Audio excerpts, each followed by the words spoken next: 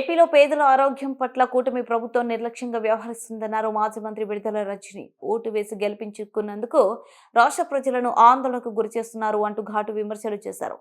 ఆరోగ్య ఆసరా ఊసే లేకుండా వేశారని మండిపడ్డారు. మాజీ మంత్రి విడుదల రజని తాజాగా మీడియాతో మాట్లాడుతూ, ఆరోగ్యశ్రీ పేదలకు ఓ సంజీవని లాంటిది. కార్పొరేట్ స్థాయి వైద్యాన్ని పేదలకు అందించడమే లక్ష్యంగా డాక్టర్ వైఎస్ఆర్ ప్రారంభించారు. ఇతర సంక్షేమ పథకాల మాదిరిగా ఆరోగ్యశ్రీ పథకాన్ని చూడకూడదు.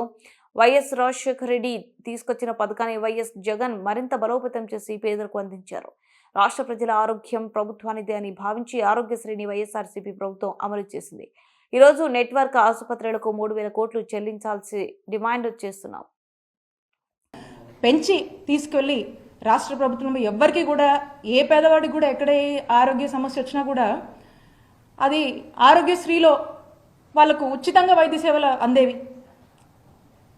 సో ఈ విధంగా ప్రతి దానికి కూడా ప్రయారిటీ ఇచ్చి ప్రతి ప్రొసీజర్ని కూడా 1-2 సార్లు స్టడీ చేసి ఎక్కడ కూడా పేదవాడు జోబులోంచి ₹1 ఖర్చు అవ్వద్దు అనేటువంటి ఒక ఆలోచనతో పేదవాడికి పూర్తిగా ఉచితంగా నాణ్యమైన వైద్యం అందించాలని మరి ఈ విధమైనటువంటి ఇన్ఫ్రాస్ట్రక్చర్ లే చేసి దానికి అన్ని విధాలుగా కూడా సమకూర్చి మరి పేదవాడు వారి కుటుంబం సంతోషంగా ఉండాలి, ఆరోగ్య ఆంధ్రప్రదేశ్ లక్ష్యంగా ఏ విధంగా జగనన్న ప్రభుత్వంలో మనం అడుగులు ముందుకు వేశామో మీ అందరికీ కూడా తెలుసు.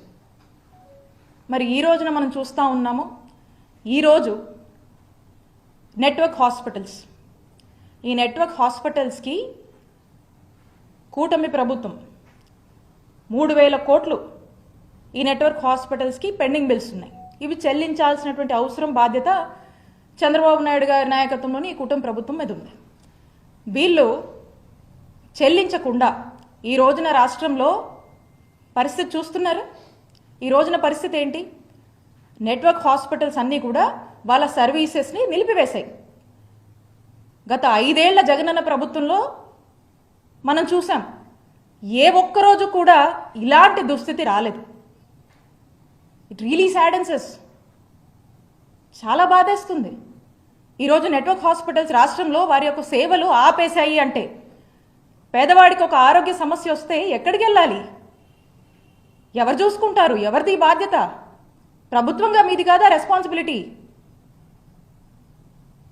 ఒక్కసారి రాష్ట్ర ప్రజలు ఒకసారి ఇది ఆలోచన చేయాలి. జగనన్న ప్రభుత్వంలో ఏవైతే మేము సేవలు ప్రజలకు ఎక్కడ ఎటువంటి ఇంటరప్షన్ లేకుండా వీలైనంత మెరుగ్గా అందించేందుకు ఎంతలా కృషి చేశామో మీ అందరికీ కూడా తెలుసు. కోవిడ్ లాంటి పాండమిక్ వచ్చి మన నెత్తిన పడితే ఒక్కసారి ఊహించుకోండి,